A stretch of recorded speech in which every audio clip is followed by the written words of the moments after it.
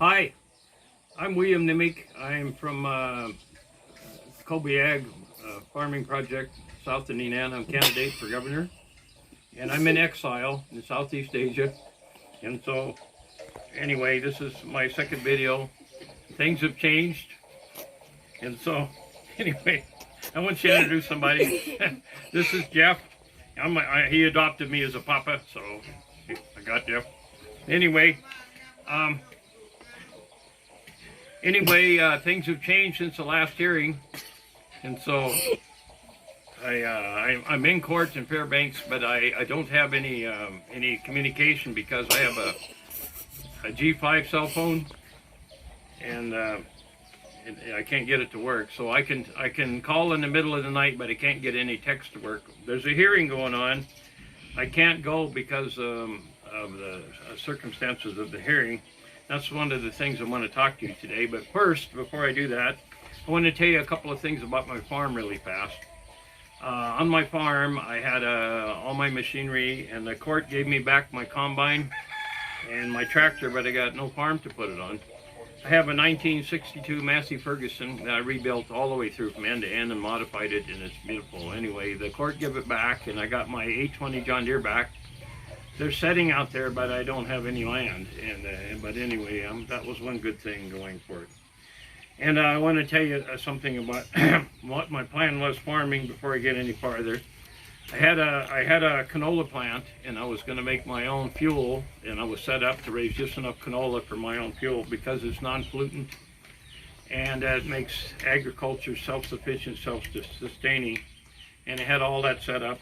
And then the other thing I was doing, I want to tell you about farming before I get into these legal issues in the campaign, is that in this country, this is a common thing.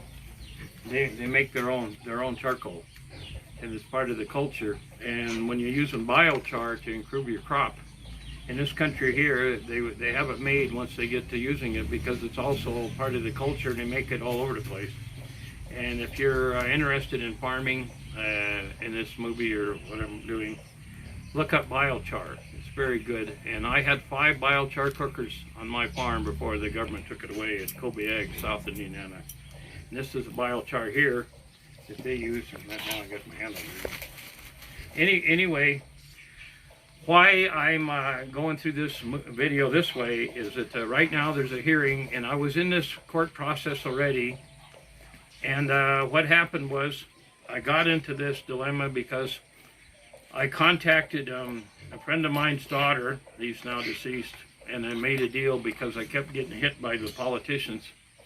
And so I couldn't have an attorney. I'm on a thing that they call the conflict of attorney list, and which I'll get into later. But anyway, you can't get an attorney when you're on it, or if you get an attorney, they're only going to be ruling for the state, and they're not going to meet your challenges you need for defense.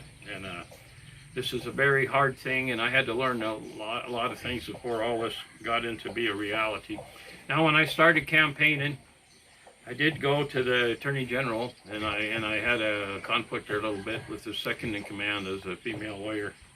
I don't remember her name because I don't want to say her name anyway. But anyway, in Alaska, if you go against a certain property of the state government, they're completely under control. When you've got no answers, you can do anything, and you can't get any result in court.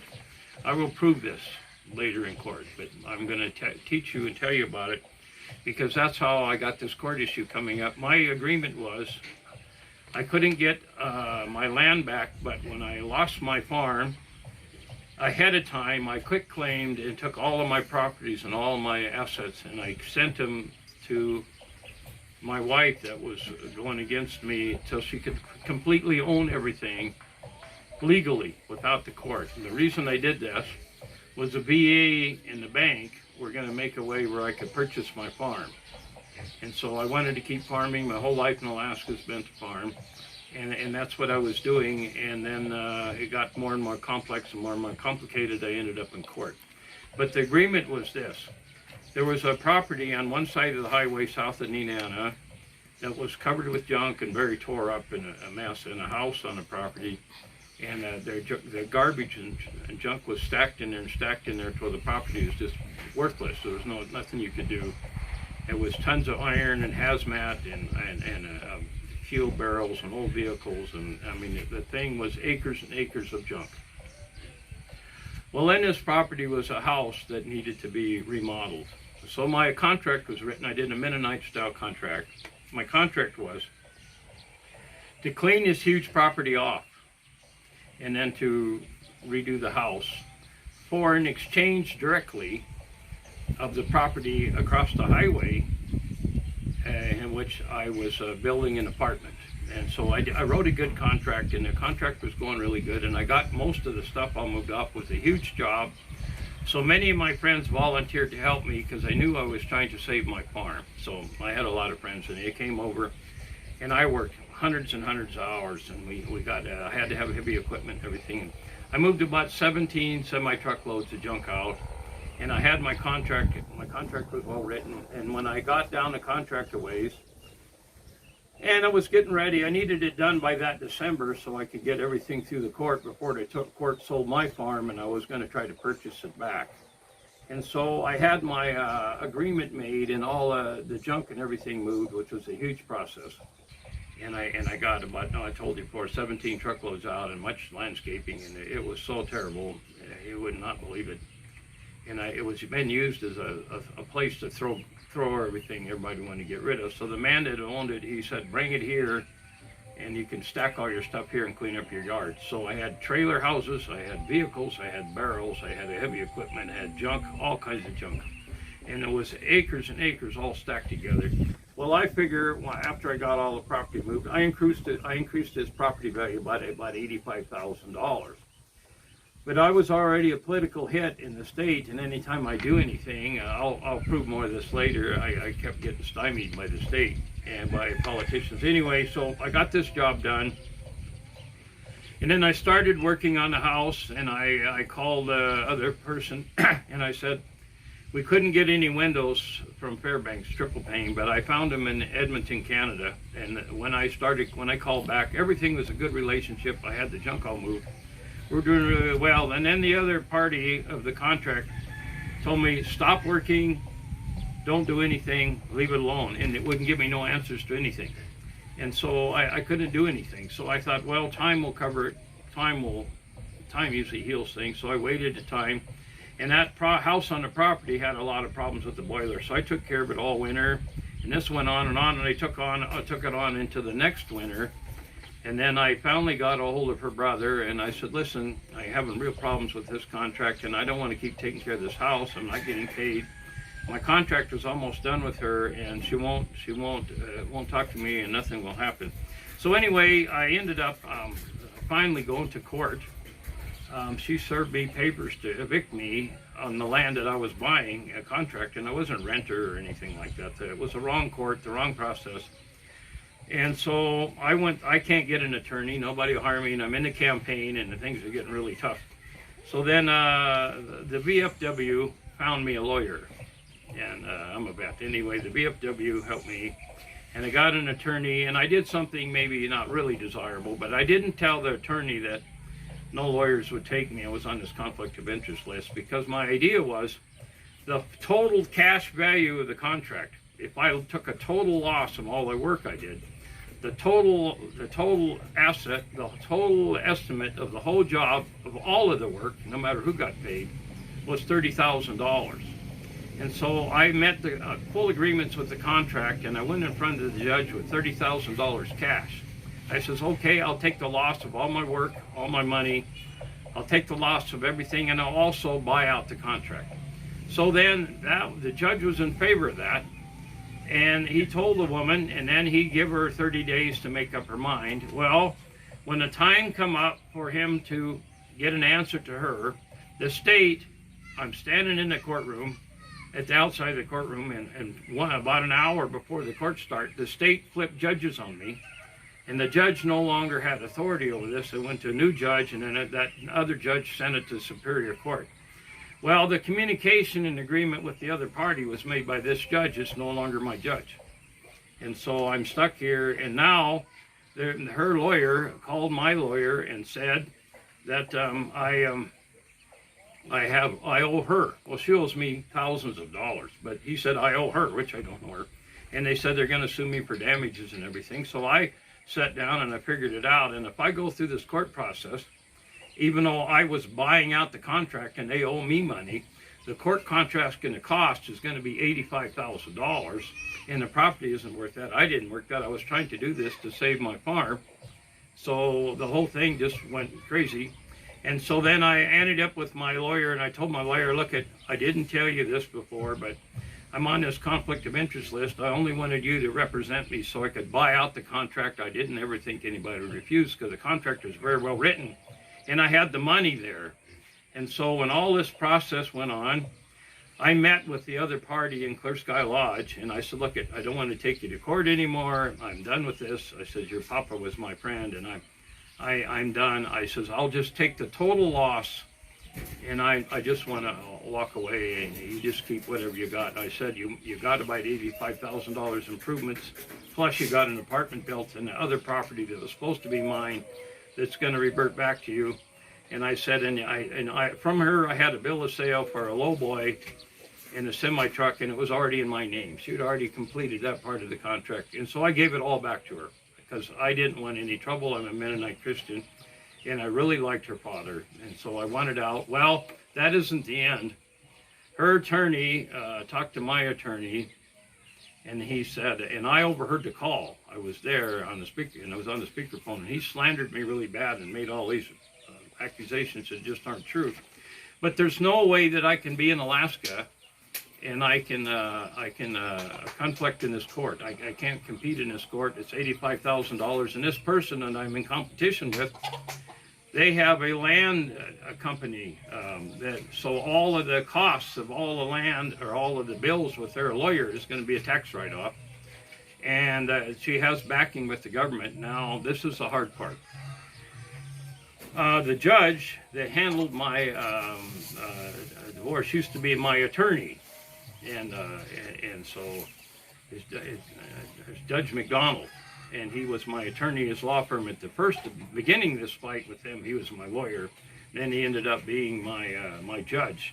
And back at the end of the pipeline, I served papers on the company, and I got into a lot of trouble. And the governor of Alaska got many letters written from the state troopers and other judges, and the governor of Alaska came and helped me.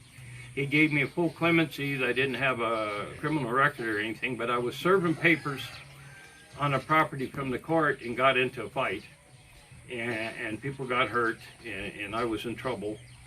And so anyway, but the governor found out, and anyway, everything went away and it was all cleared up. This political group out of Utah was going against me, and I'm still having trouble with them. But anyway, so this was years ago. So now, years later, when I'm fighting to hang on to my farm, the same lawyer ends up to be the judge that I have for my divorce hearing. So I got a hold of the governor, the lieutenant governor, excuse me, and I said, look, you need to look into this under your authority of the state, because I know the state law. I did 2 terms in office, and I know I always have been involved in a lot. Anyway, so I told him that he needs to get a hold of that judge and discharge him, because another judge that I know told me to make this testimony in court that I didn't want him to be my attorney anymore, and there was a conflict of interest and why. But the judge wouldn't discharge himself, and he slandered me quite a few times. That the thing of it is that my whole intent of this whole situation, and I'm in court right now in Alaska, I can't go back, and I'll show why, is that I wanted to buy out, even though I built my farm and everything, I wanted to buy it out and use the Veterans Administration and the bank. So if I got the title to this contract that I had on this other land, if I got the title, I didn't even need to maintain that land anymore after I got the financing to work, because I was going to use a GI Bill. But I had to have a chunk of credit, because I got everything torn apart by the court hearings. I lost on my crediting of anything. So I had to have the title of that land to get to my bank, McKinley Bank, and to take the VA loan, because I had a beautiful house on my farm and I was going to try to buy it back, but they didn't want me living there. And so this is the reason that all this tax keeps getting worse and worse and worse.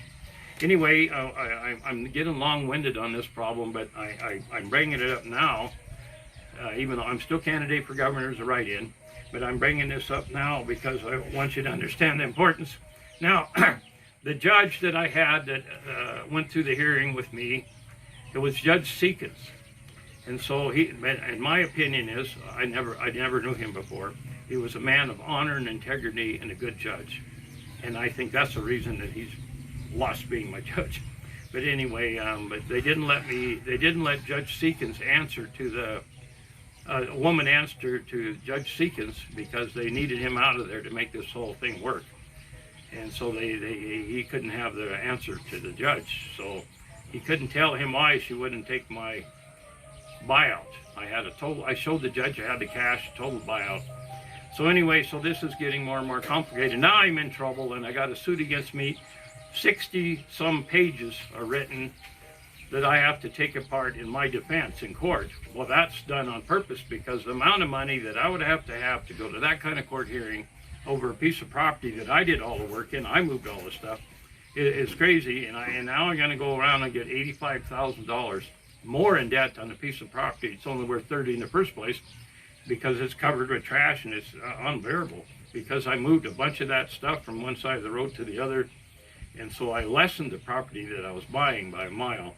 And so what I was trying to do was just get away to hang on to my farm because I was facing massive social engineering and politics from the state. And I look at it, I'm not condemning the government itself. I love government. Government is the checks and balances system. I don't have anything wrong with it, but I have things wrong with government corruption. Government corruption is bad in Alaska, but not the government itself. And I got good friends that are state troopers.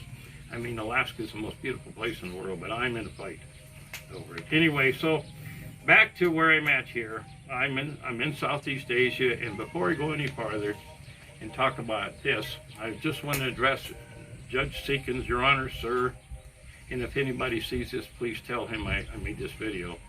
Everything I've laid out of here was honest to you in court, sir, and she owes me a lot of money. But she's not telling the truth, and sir, I don't want to do any affecting. I'm a Christian, and I'd rather just take the loss because her father was my friend, and a good friend of mine for 30 years. So I kind of want this to go away, and I realize that the government criminalized movement against me is working with her, and they're trying to get the handle on me. And so anyway, I want to tell you something about my background a little bit. I campaigned heavy for Dick Randolph with the Libertarian Party. I campaigned for Joe Vogler. I've always worked in government. I did 2 terms of government myself. I ran for U.S. Congress in 1996. This is what I believe. I believe that the rule of law in America is the greatest system in the world. And I believe that the beginning of a republic, the foundation of a republic is the 10 Commandments. And so I know we need government, we need law, but we need honesty. And so anyway, I want to cover that part. Now, I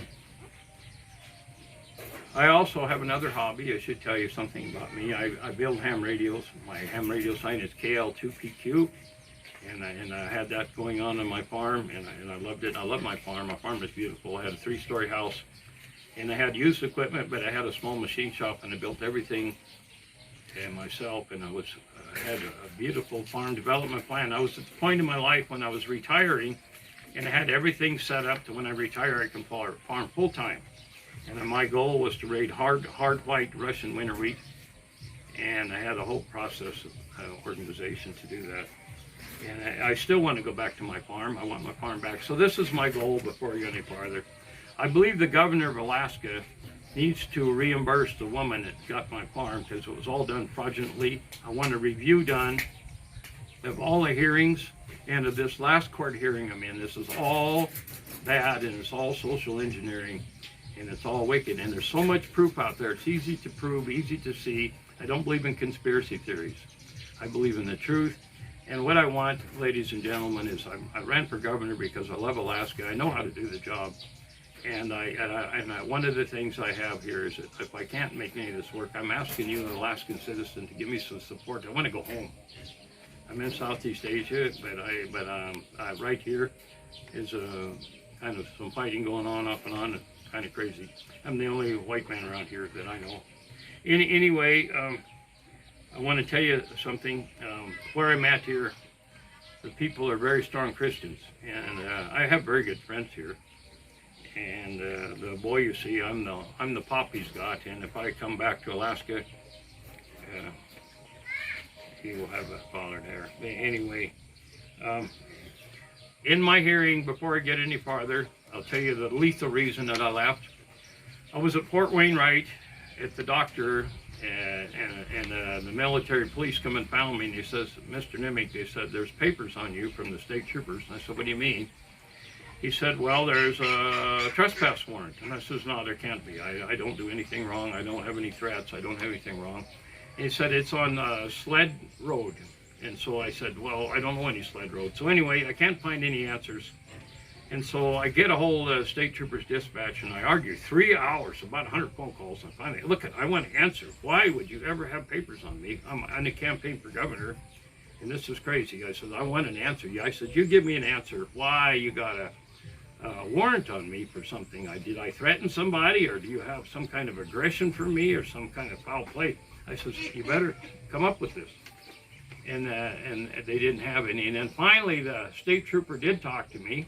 And look, I'm not smashing the troopers. I got friends that are troopers. Most of them are retired. I'm not dishing the troopers.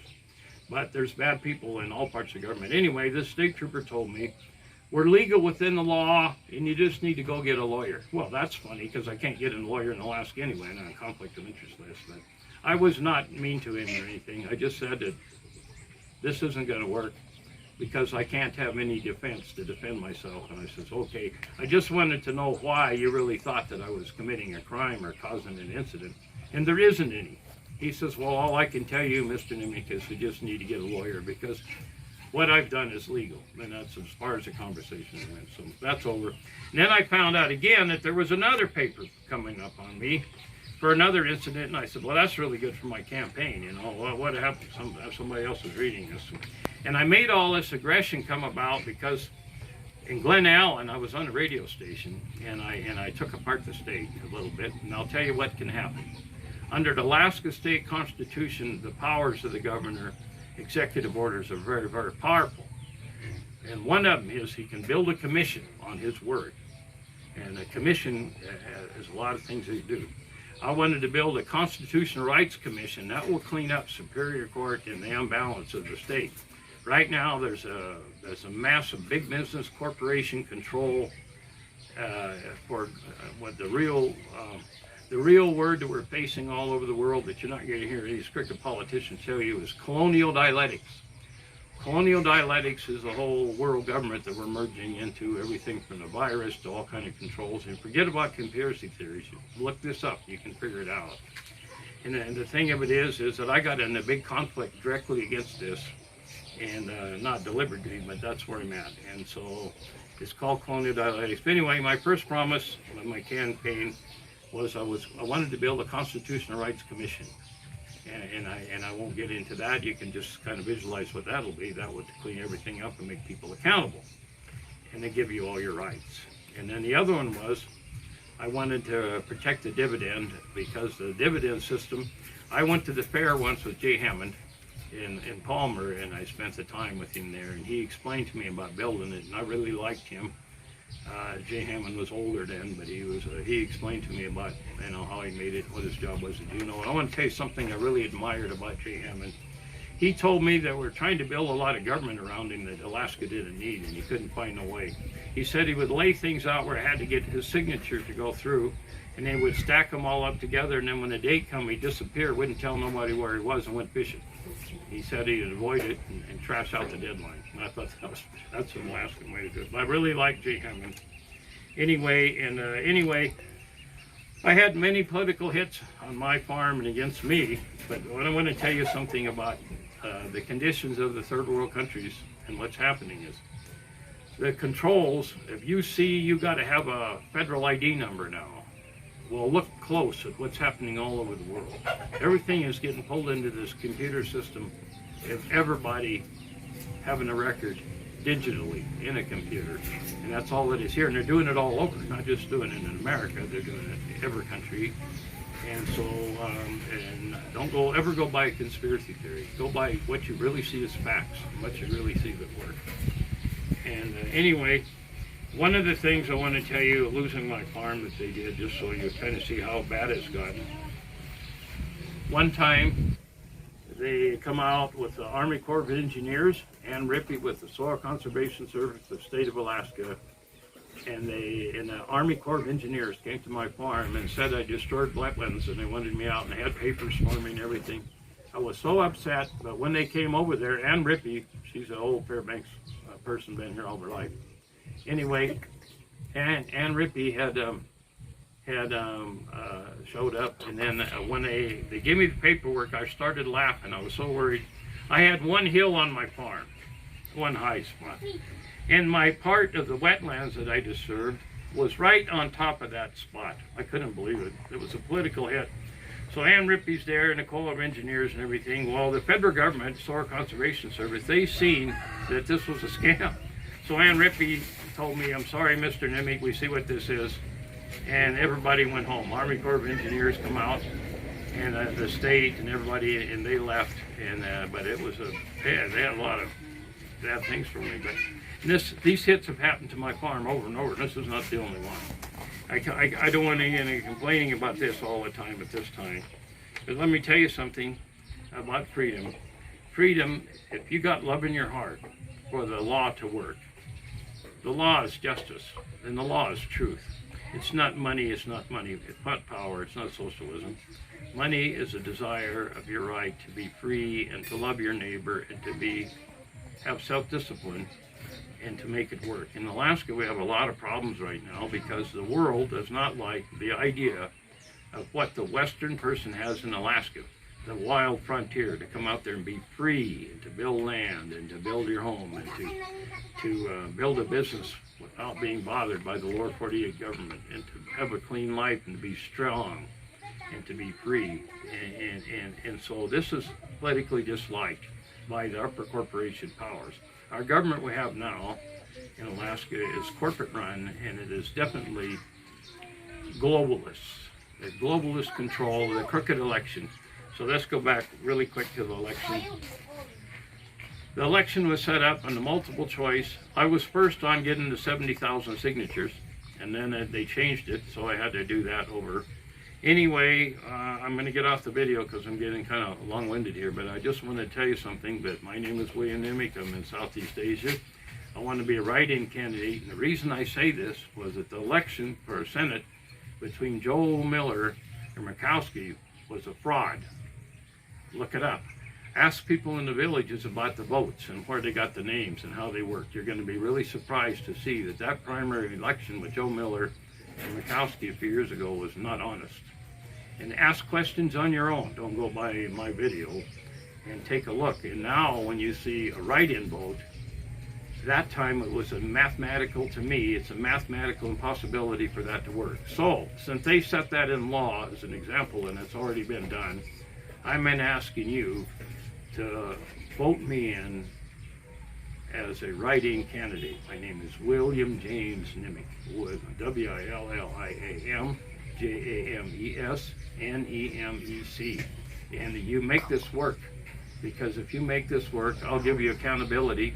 I don't want a political career. I don't want PMS, power, money, or socialism. I don't want that. But what I can do is make it work for you. I have a lot of friends, and let me tell you something about my education in government. I've had friends. Joe Vogler is my friend, and I work with him. I knew Bill Wally. Bill Wally and Joe Vogler and Dr. Wood and Bobby Miller, they all helped me write the last Frontior petition, which started getting me into trouble anyway. That was a petition made to stop outspoken government controls, forcing people into government that they didn't want. And so anyway, got a livestock behind me making noise. I apologize for that one. Anyway, so that's what got me started in this, was last Frontier petition, what I wrote. And we wrote it in the old Sunset Inn in Fairbanks. And Joe Vogler and Bobby Miller and Dr. Wood and I wrote it in the Sunset Inn. And then Bill Wally did the research, and we put this thing together. And that got me elected the first time in public office. Anyway, so that was the beginning. But what I want to just tell you that this, I love my farm. I love Alaskan way of life. I want to go home. Nobody's in my house. My my fields are all growing up into trash. It's a mess. I've lost most of my machinery, but the court did give me back my tractor and my combine. I've lost all my money and pretty much and everything, but I don't want money back or anything. What I want is I want the governor to reimburse this woman that has my farm to clean up this stuff, and I want to go home. I'm here in exile, and why I'm telling you is, yes, my life is at risk, and I can show why within the government system. If you want to look at Ted Stevens, and you want to look at Joe Vogler, I'm telling you, this stuff isn't accidents. This stuff isn't out of control. And I knew better. I have an attorney in the lower 48, and I have law counsel in Alaska helping me. They told me to get out. Retired state troopers told me to get out, and because I was going to court, and this issue was getting really touchy because the people in this court hearing are lying. I have many witnesses. I have many friends and many witnesses to the work that I had done and the money that I spent on this contract. And so I got out in a hurry. And I don't want to be joining Ted Stevens and Joe Vogler, not right away anyway. But anyway, I wanted to tell you something that the Alaska court system can be a beautiful thing. It can be run right. The Judge Seekins that I'm applying this to, I think, is an honorable man and a good judge. When he ruled on me and asked questions, I watched him really close. And I don't know a lot about character. I only seen him this time, but I really liked him. And I knew that they pulled him off my case and put another judge in there and then bumped it to Superior Court. But I tell you one thing, I think Judge Seekins has honor and integrity, and I had a lot of respect for him. And no matter what he would have said and what he would have judged me for, I would have listened to him, and I would have made it work with him. And if he found me wrong on something, I would have listened to him, because I know he loves Alaska too, and I think he's a good person.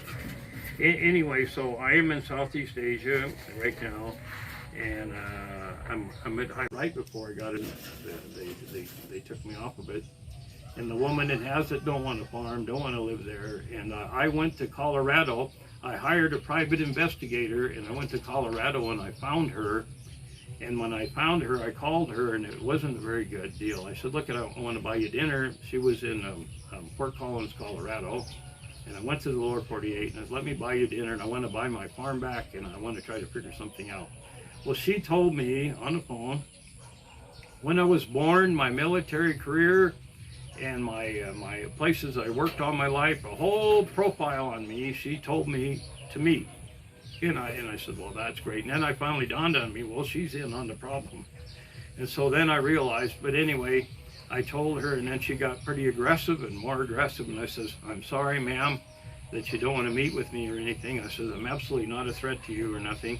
I wanted to financially show you that I am responsible, and I wanted to go back home, and I wanted my farm back.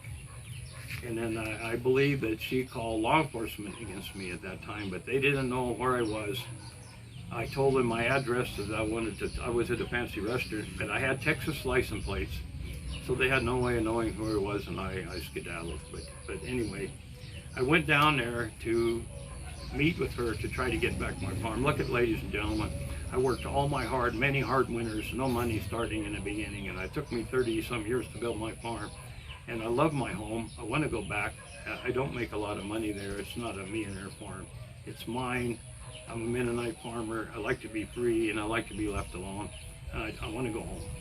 Anyway, so I'm asking you to put pressure on the governor. Now, I went to Governor Dunleavy already, and he refused to see me. First they said it was okay, and then they said no. So then I thought, well, I can't get any help. The government is too corrupt, so I'll become the governor and I'll clean it up. And because I was a Lieutenant Governor Jack Coghill's business manager, and I worked with everybody. I worked with Bob Bettesworth years ago. And oh, by the way, when we're talking about him, Bob Bettesworth was the honoriest man I ever met in my life. And I'm going to tell you somebody, he was the smartest constitutionalist you ever find. He knew more about crooked government and how they grab a hold of things and how they twist the law than anybody ever seen in your life. This was a hard-nosed man, and he said this here thing, he said to me.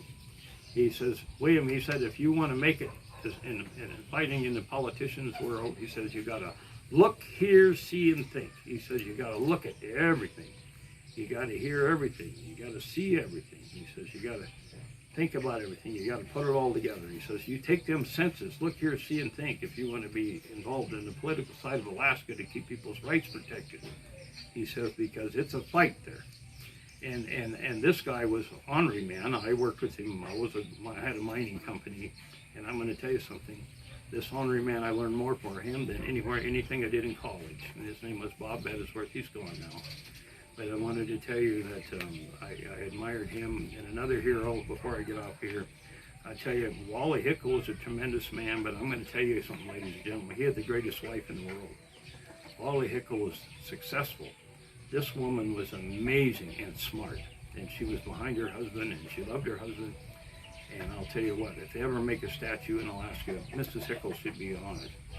She was a tremendous Alaskan woman. And she had a good husband, but she was a muscle behind him, and he was a smart man. Anyway, I thank you very much for your time. I'm going to get off there. I spent a lot of your time already. And I do want to say this to you, that I love my home. I never wanted to take advantage of anybody in any court hearing or take anybody's money illegally. And I don't even want money. What I want, ladies and gentlemen, is I got some of my equipment back. I want my farm back. I want the title back. I've lost $350,000. I don't want money. I don't want any lawsuit or nothing. I want the title back, and I want to go home. And I want the governor of the state of Alaska to reimburse and clean up this mess. And I want this woman from Colorado to be paid back for whatever she spent on my farm. I want the title back, and I want it to go away. I believe in 7 times 70, the Lord says, and I want to go home. And I'm getting older, and I just want to farm full time. And anyway, but I can be your governor, and I'm still on the list, but you have to get together and campaign. If I go there, I'll lose my head. I'm safer here where I'm at with even the violence that goes on with the terrorist groups here. I'm safer here than I am in Fairbanks right now. And anyway, I guess if you've been in Alaska a long time, you can see what I'm talking about. Anyway, God bless you, and thank you very much for your time. And then I'll make more movies. Maybe next time I won't get so technical into a court hearing, and I'll show you more about Southeast Asian farming techniques. I'm going to tell you something. These guys are quite the farmers. I mean, amazing what I learned here, even though the climate's way different, but not the work ethic and not the ability to use personal engineering to make farming work. These guys are great.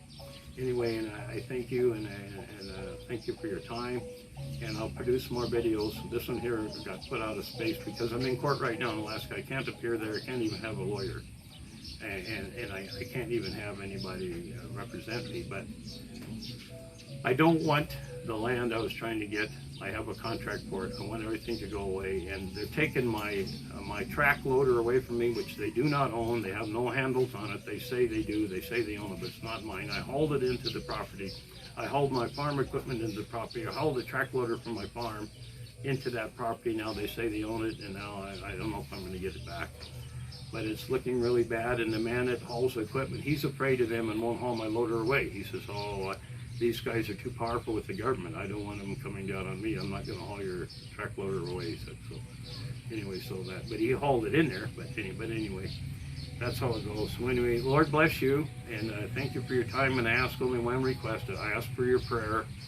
And one thing I want to tell you, whether I can go back home or not or nothing, I don't know. But I love Alaska. I live in the bush all my life, and it's the greatest place in the world to live. And Lord bless. See you in the next video. Bye.